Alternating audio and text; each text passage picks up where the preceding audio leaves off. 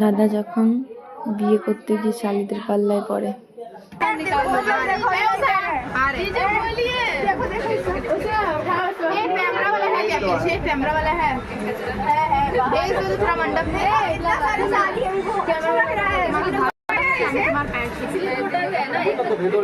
देखिए छोटे छोटे साड़ी अपन को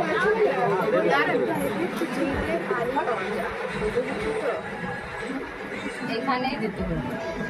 पूरा सिल भाई बंगला में तुम्हें बोलो तुम्हें बिहार से